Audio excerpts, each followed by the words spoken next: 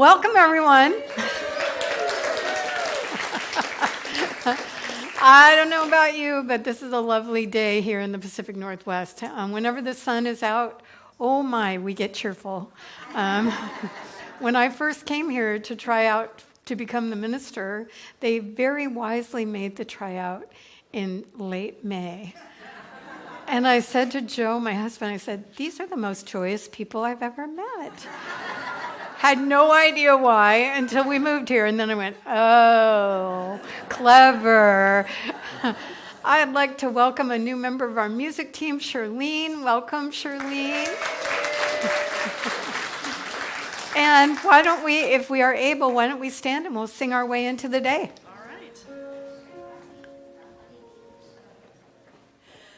I am opening up in sweet surrender to the luminous love light of the One.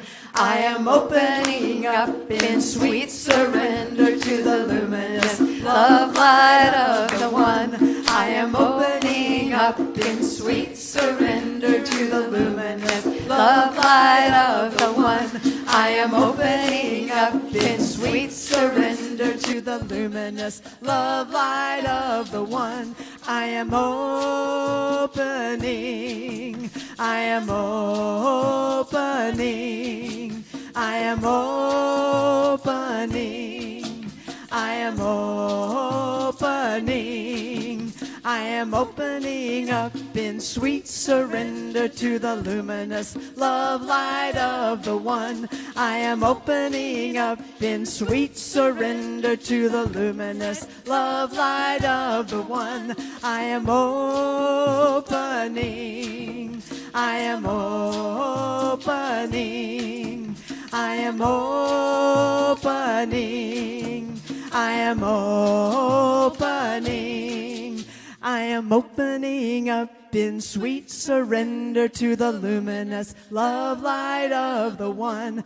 I am opening up in sweet surrender to the luminous love light of the One. I am opening up in sweet surrender to the luminous love light of the One. I am opening up in sweet surrender to the luminous love light of the One.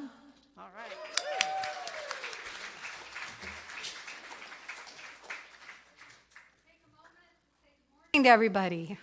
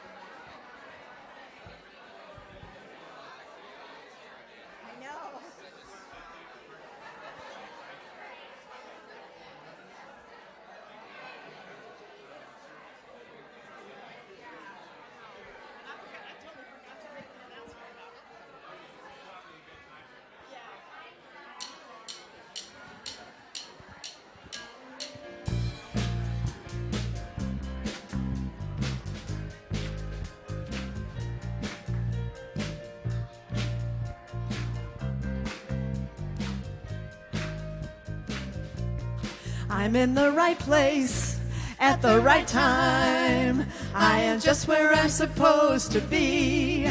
I'm in the right place at the right time. I am just where I'm supposed to be. I'm in the right place at the right time. I am just where I'm supposed to be. I'm in the right place at the right time. I am just where I'm supposed to be. Oh, my soul is welcome here. Oh, my soul is welcome here. I am getting the message loud and clear. My soul is welcome here.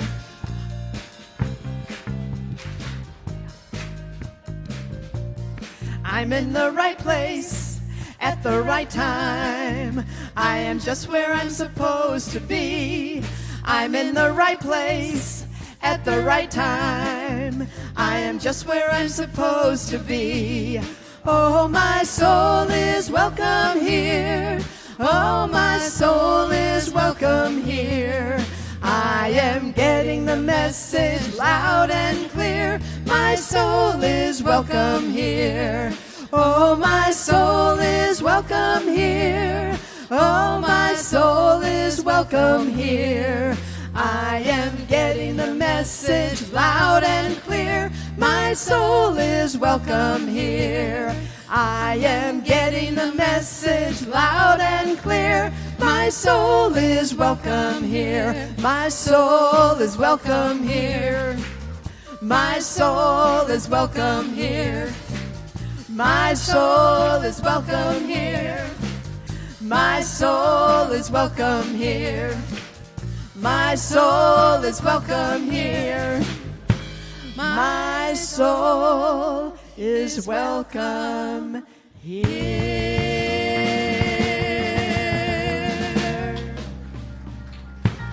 Thank you.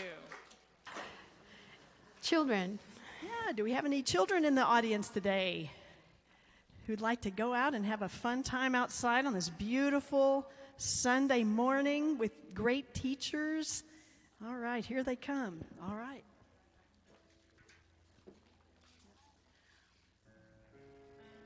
Hooray for the world, I'm glad to be on it. Hooray for the world, I'm glad to be on it. Hooray for the world, it's a special place. We've got Mother Nature and the human race.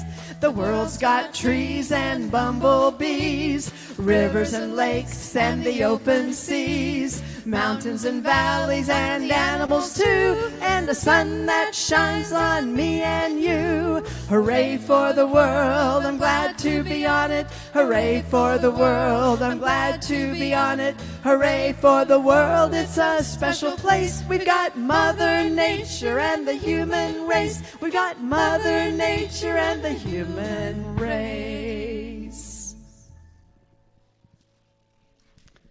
Good morning. Welcome to CSL Bellingham. And this is where we awaken humanity to its spiritual magnificence and create a world that works for everyone. Thank you for being here. I'm Kalish Leviel, your practitioner of the day, along with Mary Ballou. And actually, because of the annual meeting after this, I'm going to invite all the practitioners to stand up because we've all been invited to wear our stoles. You can see what a lovely crowd we have. Thank you. Thank you, everyone. Make sure your cell phones are silenced. And now let's take a moment to do what we do best here is pray.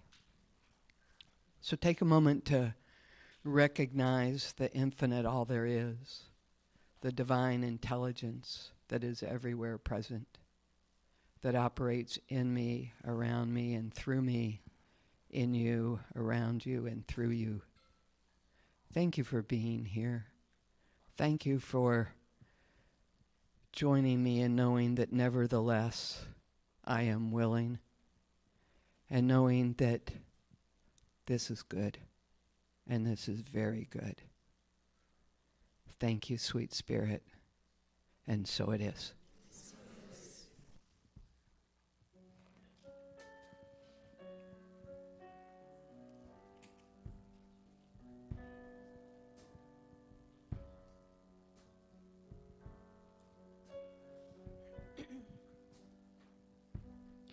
Creator of the let's do a do-over on that one. I'm not hearing my note for some. You're fine. Oh, that sounded off. Okay, sorry.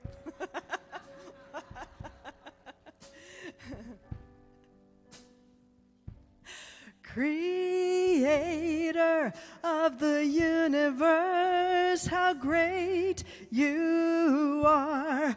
Oh, guide me and inspire me to be wonderful.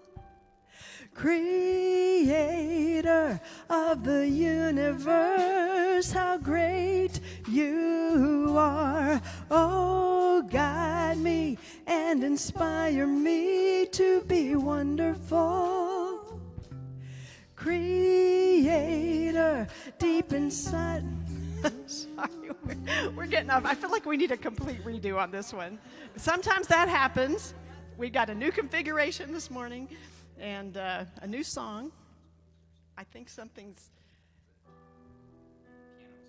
Oh, right key is very helpful. There we go.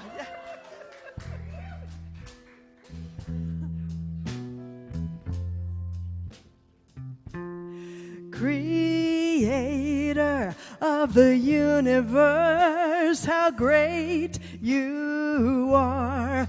Oh, guide me and inspire me to be wonderful.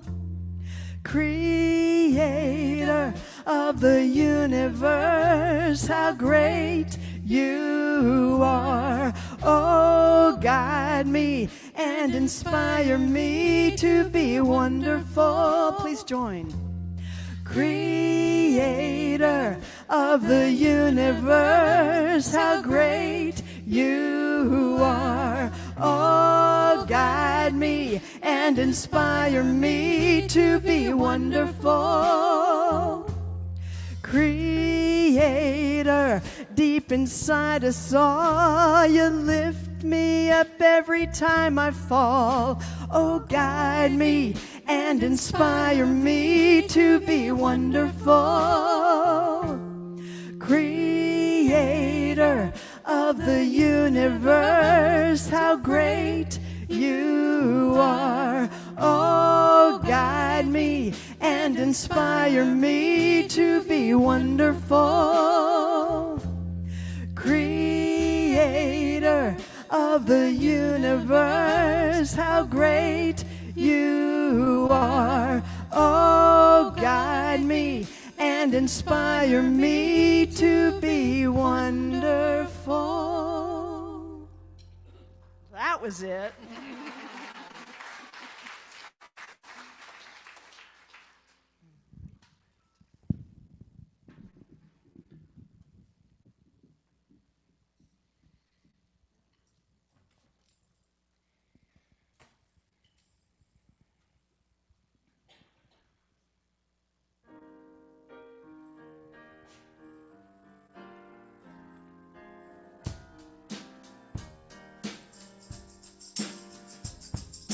Whoa, the Spirit of God is upon me. Whoa, the Spirit of God is upon me. Whoa, the Spirit of God is upon me. Whoa, the Spirit of God is upon me. Whoa. Used to think that I had to. Used to think that I should. Scripture told me that I had to be good. Now I love because I want to. I love because I'm free. Blinded by the Spirit. Oh Lord, the Spirit of God is upon me. Whoa, the Spirit of God is upon me. Whoa, the Spirit of God is upon me. Whoa, the Spirit of God is upon me. Whoa, the Spirit of God is upon me. Whoa. I don't need any prodding. I don't need any law. I want to sing with all my heart. God is my all in all. I ain't let any better. Loving God has made me free. Blinded by the Spirit. Oh Lord, the Spirit of God is upon me. Whoa, yes it is. The Spirit of God is upon me. Don't you know? Whoa. The Spirit of God is upon me. Whoa, the Spirit of God is upon me. Whoa, the Spirit of God God is upon me. Whoa.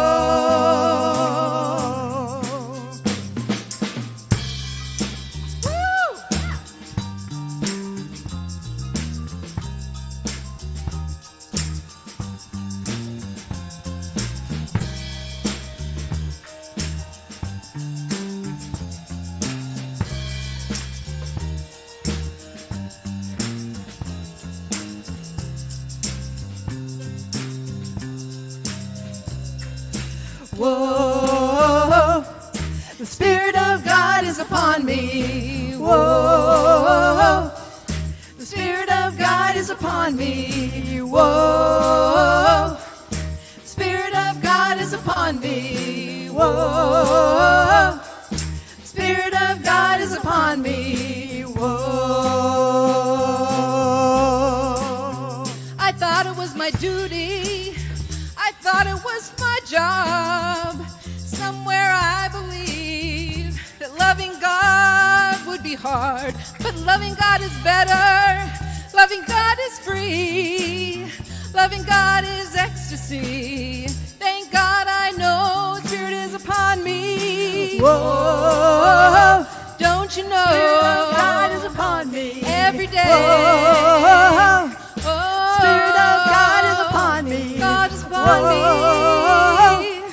The Spirit of God is upon me. Whoa.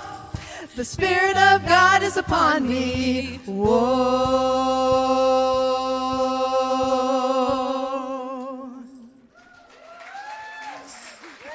Shirley.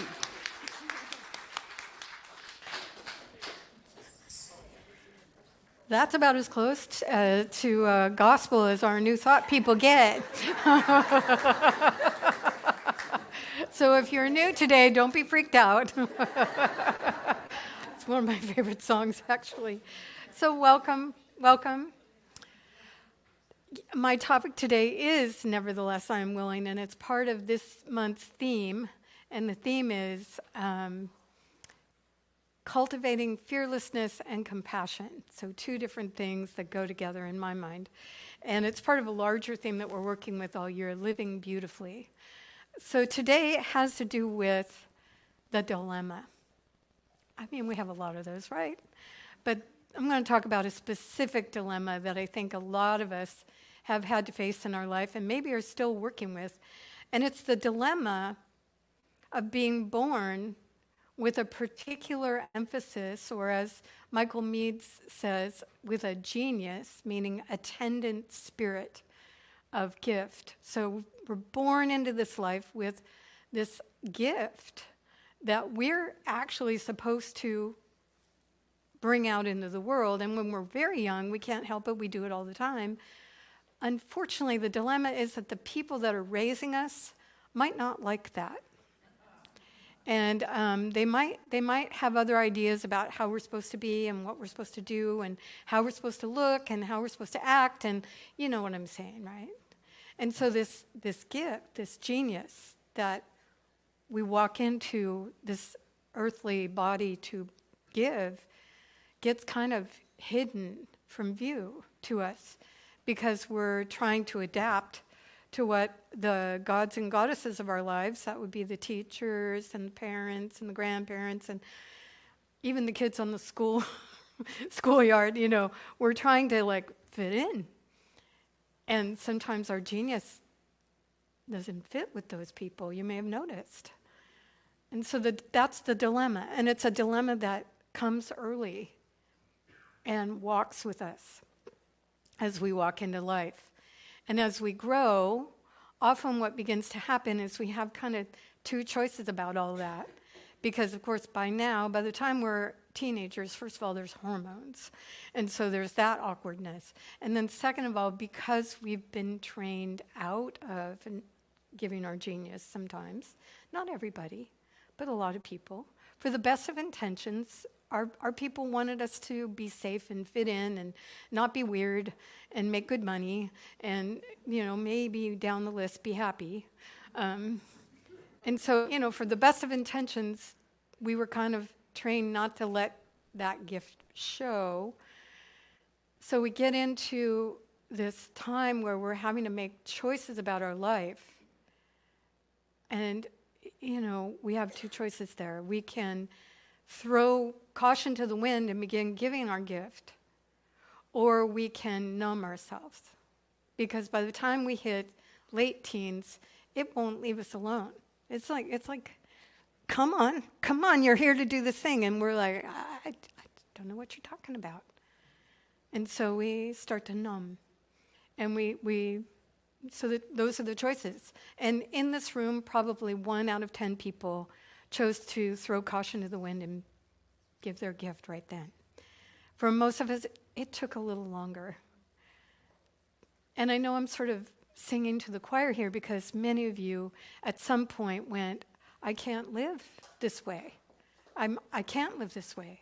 I have to be who I am. I have to bring what I am into the world. It's a must. I'm not happy. I'm not doing what I'm here to do. And so that's what I wanted to talk about today. I wanted to talk about the moment, and it's not just one moment. It's like through our lives we get to have this moment where there's a story that Stephen Covey used to tell that's one of my favorites about this moment. So you're in a jungle, and you're leading a group of people, and you've all got machetes, and you're hacking your way through the jungle. And it's hard work, and you're doing great, and you're working as a team, and you're solving problems when you get to swamps and how to get around it, and you've constructed this sort of makeshift ladder so that your leader can climb up every once in a while and see what's going on. And so after many, many hours of doing this, the ladder comes and they prop it up against a tree, and the leader climbs up and gets way up high and looks around and goes, uh-oh. So he yells down, or she yells down, wrong jungle. And that's one of the things that happens to a lot of us. I bet if I had a show of hands, you've probably been at that moment where you realize that the way you were living, what you were doing, how you were doing was wrong. It was the wrong. It was just wrong for lots of reasons. Maybe it was your identity, maybe it was your sexuality, maybe it was the work you'd chosen, maybe it was, I don't know. But you go wrong. And you got to tell all the people. And it's not a fun moment. But then there's another moment that has to do with jungles that my friend Ajahn Brahm, who's an Australian Buddhist monk and very, very, very funny, tells. Let's see if I can find it. Here it is. And it's true for him. He actually did this. He's about my age, I think. And so in the summer of 1969, he's a little older than me, 1969, just after my 18th birthday, I was enjoying my first experience of tropical jungles. I was traveling in the Yucatan Peninsula of Guatemala, heading for recently discovered pyramids of the Mayan civilization. In those days, travel was difficult. It took me 4 days to cover the few hundred kilometers from Guatemala City to the ruined temple complex known as Tikal. I traveled up narrow rainforest rivers on oil-soaked fishing boats, down winding dirt roads balanced precariously on top of heavily loaded trucks, and through small jungle paths on rattling ramshackle rickshaws. It was a region remote, poor, and pristine. When I finally arrived at the extensive complex of abandoned temples and ancient pyramids, I had neither a guide nor a guidebook to tell me the meaning of these impressive stone monuments pointing to the sky. In fact, nobody was around. So I started climbing one of the tall pyramids. You're not allowed to do that anymore, so he was lucky. On reaching the top, the meaning and spiritual purpose of these pyramids became suddenly clear. For the previous 3 days, I'd been traveling exclusively through jungle. The roads, paths, and rivers were like tunnels through the dark green foliage. The jungle quickly made a ceiling over any road I traveled. I hadn't seen the horizon for many days. Indeed, I hadn't seen far distances at all. I was in the jungle. On top of that pyramid, I was above the tangle Not only could I see where I was in the map-like panorama laid out before me, but now I could see in all directions, with nothing between me and infinity. Standing on the point of the pyramid in the doorway between heaven and earth, there would be no person, no thing, no word between the Mayan people and the infinite. Their heart would resonate with the striking symbolism of the scene. Truths could flower. They would understand their place in their home world by seeing above it and around it. They would see the infinite, the freeing emptiness, and being embraced by all of it. Life would then take on new meaning.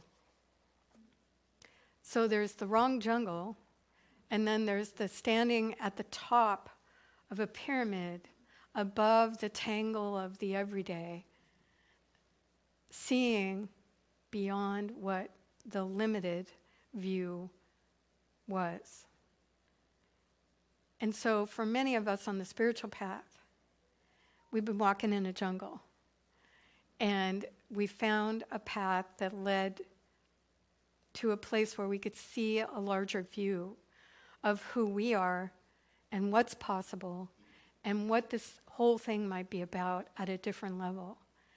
And that moment's priceless and precious and continuous. Because, like I said, unfortunately, these wrong jungle moments don't happen just once. Every once in a while, you got to check it out and go, oh, I'm on the wrong track. This isn't. What's refreshing is the more we stand on top of the pyramid of our own experience and look out over our whole reality and see our place in it, the quicker we realize that we've gone a little bit off track and we get back on. Talking a lot about past today, because what I'm discovering is that pasts are often surprising, and if we allow the true nature of our being, our genius, to actually express itself, we're often led into the unknown. And so this is what I wanted to talk about next, is the unknown. Because what I know about these paths, from having traveled many of them, is that when we make a decision to change in any way, but especially big ways, when we make a decision that we've got the wrong jungle and we need to tell people and then we need to move in a different direction, always at the threshold of that place, always, which I rarely use that word, always, fear is the guardian. Always. Because why? Because it's mysterious what we're doing. It's like it doesn't make any sense from the learning that we received from those people long ago that said it's better to be safe than to actually be your true self. It's better to have money than it is to be happy in your whole being. It's better to have a path that conforms than a path that doesn't conform, that might take you out of the herd and make you lonely and make it unsafe for you. And so whenever we hit one of those thresholds where we've made a decision to change, fear immediately comes up. And it's not a bad thing. It's not a fun thing. I'll give you that. But it's not a bad thing. It's just a thing. And so one of the understandings on the spiritual path that we can begin to cultivate is the understanding that we're always going to be meeting that when we're on our green growing edge of becoming. We're always going to be meeting fear, and there's a way to handle it. Actually, there's many ways to handle it, but today I want to bring you the phrase, nevertheless, I am willing. So can you say that with me? Nevertheless, I am willing. And so let me break that down for you.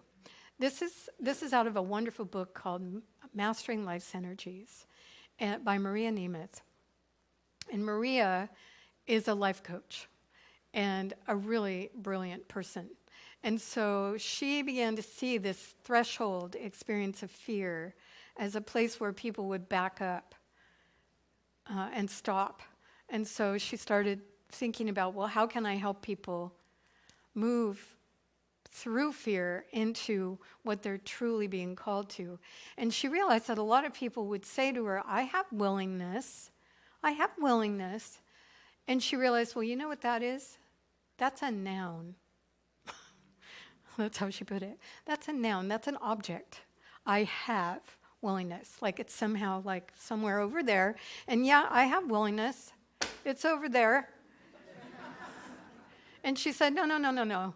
We need to make this an active sentence. We need to make this an active feeling. So she said, I am willing. You can feel the difference if you think about it. I have willingness. I am willing. And I am willing takes us into a whole different place with fear. I am willing means, okay, I see it, I feel it, but I am willing to work with that so that I can step beyond this threshold into the reality that I'm inviting and that I'm invited into. And then she realized that she needed to add this other word, an old word, a long word, nevertheless. And nevertheless actually kind of means, despite all these things I've got going on, despite my fear, despite my anxiety, despite my uncertainty, despite the internal dialogue that is yammering away saying, don't do it, don't do it, don't do it. Despite that, nevertheless, in other words, I am willing. And it just carries us through all of that jabber, jabber, jabber, heart pounding, stomach churning, visceral experience of fear into stepping over the threshold. It's powerful. This allows us to move into a realm where we're going to be asked to do things differently. And so there are 3 things that will come up immediately once we've actually dealt with the initial fear. We're going to be able to look at and do, because nevertheless we are willing to do the things we don't want to do. Maybe it's create a website. Maybe it's take that class or go back to school. Maybe it's retire. Maybe it's, I don't know what it is for you. But what I do know is that the things you don't want to do are going to be part and parcel of stepping over the threshold, because it's new and you get to do things you don't want to do. The other thing you get to do, I get to do, when we cross that threshold, we get to do the things we don't know how to do. And I don't know, but I was recently teaching ministerial students over this last weekend. And one of the things that's very difficult about being a new minister, and these folks are just starting to launch, is they don't know what they're doing. They've had 3 or 4 years of classes, but stepping into ministry is different than learning about it, right? And so when we step into our genius, we may know all about it, but we don't know how to do it. So immediately that comes up, and we get to work with that. And then the last thing I wrote here is, not only do we not want to do it, and we don't know how to do it, but we're afraid of doing it. And that's what I was working with these ministerial students about a little bit, is fear. Because I was talking about ethical violations. That's my job in the whole organization, is I'm the ethics manager. And so I got to spend a weekend teaching these folks as they're about to go into churches about what not to do. And of course, they all thought they never would. So does everybody. I've never met a person that's made a real blunder ethically that meant to, and so, fear's coming up, and I'm seeing it in their eyes like, oh my God, this is a lot more than I thought it was going to be, and I don't know, yeah. So we too, as we enter into this new expression that we've been called to, that we've been pushed into, that we know we need to do, as soon as we say, nevertheless, I'm willing, we also get to do all that. We get to do the things we don't want to do. We get to do the things we don't know how to do, and we get to do the things we're afraid of. Oh boy, you might be saying to yourself, why not stay comfortable and numb? Because that's not what we're built for. We're built to be luminous. The song that they sang at the beginning, Luminous Love Light of the One, that would be you and me. We're made for luminosity, for light.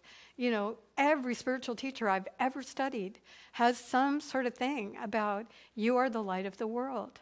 let it shine. I often think, these ones that are way above me in illumination, I wonder if they sometimes look out and they see all these people with this incredibly gorgeous light that's shuttered. They can see it, but it's not shining. And we're meant to shine. We really are. And so, moving past judgment, moving past fear, moving into a place of taking a leap of faith is part of the spiritual path, not just once, not just twice, but over and over again. And so I've brought you one of my incredibly short but most favorite things about this in video form. So let's watch. Maybe you've seen this before.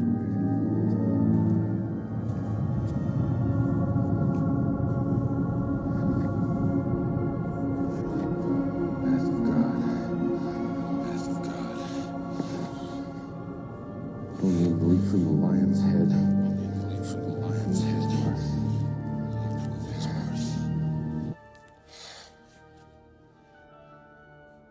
Impossible. Nobody can jump this. Indy, you must hurry. Come quickly.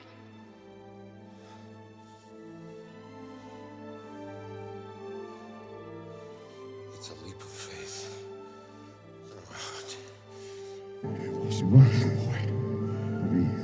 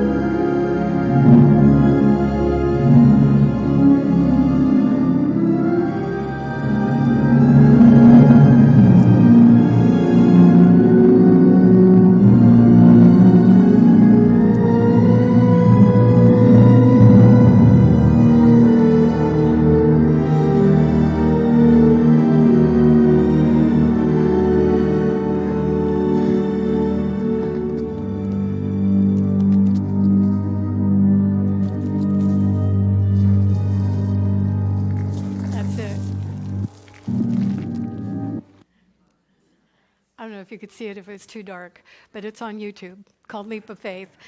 And that last thing he did, that's what we get to do after we've crossed the threshold, after we've done the things we don't know how to do and we don't want to do and we're afraid of doing, after we've passed that stage and we're firmly seated in the new reality where we've found a way to be more authentically ourselves than we've ever been, and we begin to shine in ways that people begin to notice, then our opportunity is to reach down and take the sand and throw it across the bridge so that other people can find their way.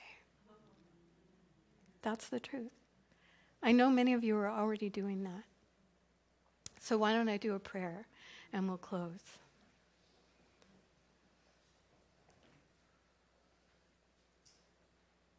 I take a moment now to honor the fact that many of us listening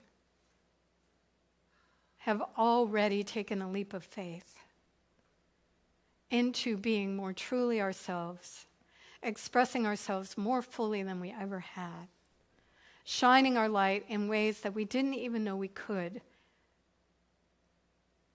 I'm grateful for every step and leap of faith that we each have taken, and for the illumination that brings into this world of ours, a place where love is so desperately needed and shines out from so many of us as part of the learning of love that we have done by trusting ourselves enough to take the leap.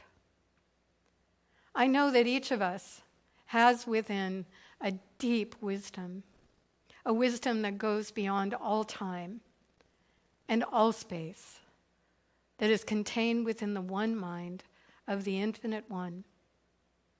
This wisdom operating now through you and through me has more plans for us.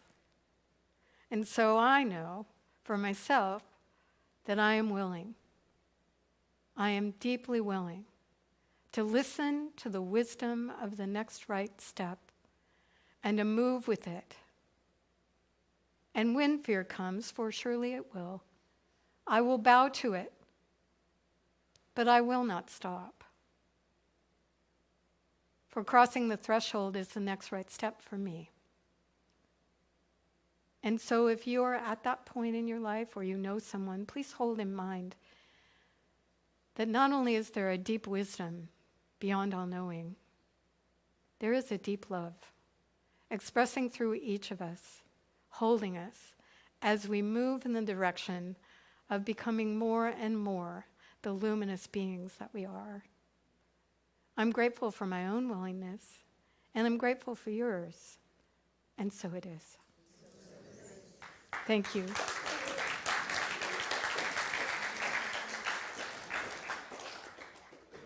Pick up Maria. Right now we're going to invoke the spiritual practice of giving.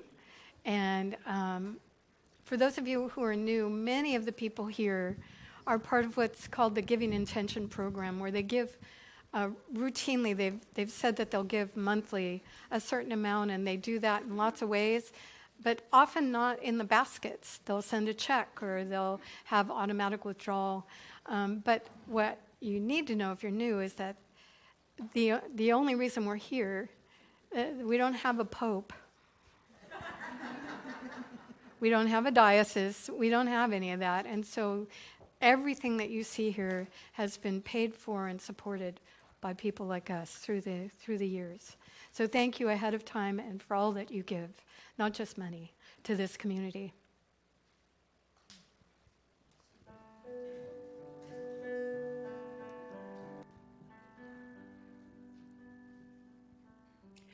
We are holy, holy, holy. We are holy, holy, holy. We are holy, holy, holy. We are whole. We are holy, holy, holy. We are holy, holy, holy. We are holy, holy, holy. We are whole. Spirit divine,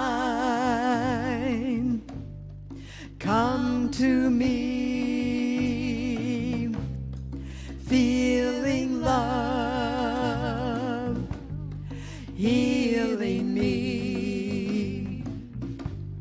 Open my heart, allow me to see beauty and love lives in me. I am holy, holy, holy. I am holy, holy, holy. I am holy, holy, holy. I am whole. I am holy, holy, holy. I am holy, holy, holy. I am holy, holy, holy. I am whole. Spirit divine, come to me, feeling love, healing me. Open my heart, allow me to see beauty and love surrounding me. I am holy, holy, holy. I am holy, holy, holy. I am holy, holy, holy. I am whole. I am holy, holy, holy. I am holy, holy, holy. I am holy, holy, holy. I am whole. You are whole. We are whole.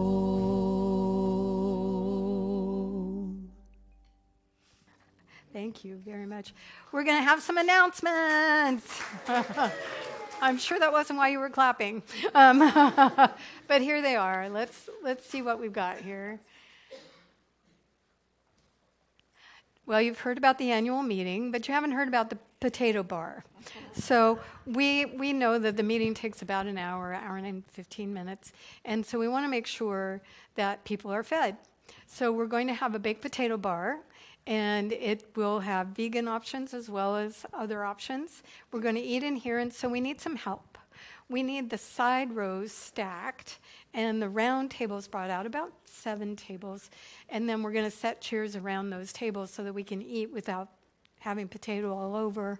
I don't know about you, but potatoes are hard for me. So it starts at 11:45, so we have some time. Coffee will be happening in the coffee room right after this. And we invite you to, like I said earlier, sign up for anything that's in there if you would like. We are doing a community cooking for Bridges to Services, which is an organization that was founded by a woman who was homeless and was not in a camp for various reasons. Many people do not want to be in a camp full of other people, and so they're out in the woods. And often that means they're not receiving services or food. And so we bring hot food to them at the trailhead of where they're staying, and they know it. So on the 25th, which is a Monday, from 2:30 to 4:30, we're going to be making a very hearty meal using some of the tomatoes that we grew in our victory garden last year that Jen Brown made into roasted tomato sauce. And so they're going to get some lovely organic tomato sauce with their tater tots and cheese. If you would like to help us, there's a sign up for ingredients if you can't come and help cook. I realize that's an awkward time for a lot of people, but if you can cook, we'd love you to come. The more cooks we have, relatively speaking, the faster this goes. So that's in the coffee room. And then I got to tell you, I'm not allowed to say too much about what they planned, but the ritual team has gone over the top with this ritual. It's amazing. I think you'll like it. It's happening on Thursday the 21st, so coming right up at 6 p.m. here in the lower meadow. So this is the upper meadow, and then you just follow it down in the lower meadow. We're going to be doing a community ritual, so you'll be involved. Wear warm clothes. You might want to bring a flashlight. And if it's raining, we'll move into the classroom, but we hope it won't, because some of the surprise really would be funner outdoors. That's all I can say. And then we have over 70 people now who are engaged in a monthly spiritual discussion in a small group setting called Sacred Circle. And there's a few openings if you are interested in joining one of the circles. Almost all of them are full. But you can sign up for the ones that are open. There's one that's a Zoom offering for especially those of you who live elsewhere than here. You're welcome to come to the Zoom Sacred Circle and have a spiritual discussion in that format. And the circles, we ask for a year commitment so that you can really get to know the people in your circle. Of course, we know life happens, and so maybe that's not going to happen for you, but we ask that you make that commitment in the beginning, and then the new set of Sacred Circles are going to start in April. So sign up today, and you'll be contacted by your circle leader so that you can be all up to speed. And then, believe it or not, the Mind, Body, Spirit Fair is just around the corner. It's going to be on July 20th. For those of you who don't know what that is, we open up our entire campus to healers of various sorts who bring booths, and they set up their wares and their services, and there's all kinds of things happening, crystal bowl healings and tarot readings and nutritional information and wonderful soaps and all kinds of stuff come here. And we wanted you, if you are a vendor, someone that has a business that has to do with healing mind, body, and spirit, we wanted you to know that the early bird registration begins very soon on March 31st, and it only goes for a month. So we wanted you especially to know about it, since we want to support what you're doing especially. All right, here we go. Drum roll, please. Kathy Angel. Okay, today's the official kickoff of Gourmets for God. Good. Gourmets for Good. All right. And if you do not know what that is, it's our best fundraiser, one of our best fundraisers and most fun fundraisers and most connecting fundraisers of the whole year. It's basically where people in our congregation put on an event that involves food and eating and communion, and we all get to bid for a place at the table. So what happens is that the hosts sign up first to host a dinner, and then in May we'll start bidding for places at the table. We'll have 3 Sundays where people can bid. Whoops, wrong way. So I like to say it's a win-win-win, because people who like to entertain get to host a food event, people who like to eat get to bid for a seat at the table, and all proceeds support our spiritual home, the Center for Spiritual Living. So just to give you some inspiration, if you think you might like to host, I'm going to do 15 seconds of inspiration of the titles of the dinners from last year. So let's go.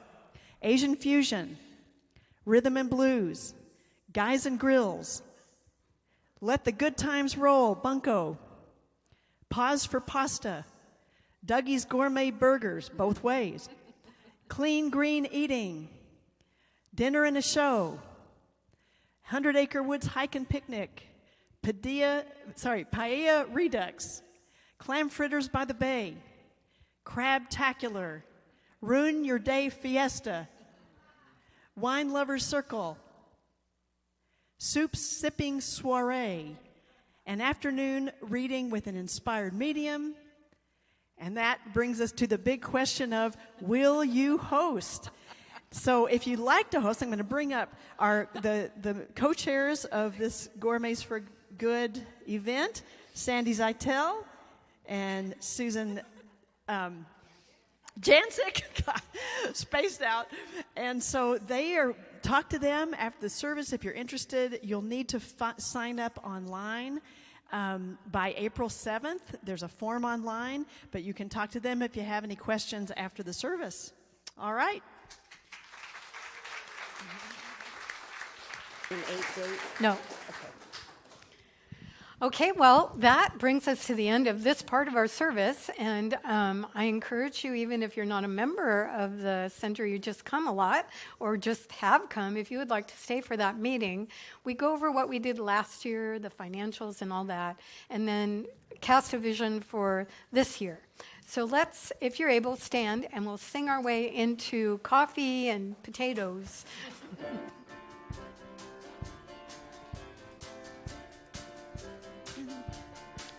I can feel the power of love inside me. Feel the power of love.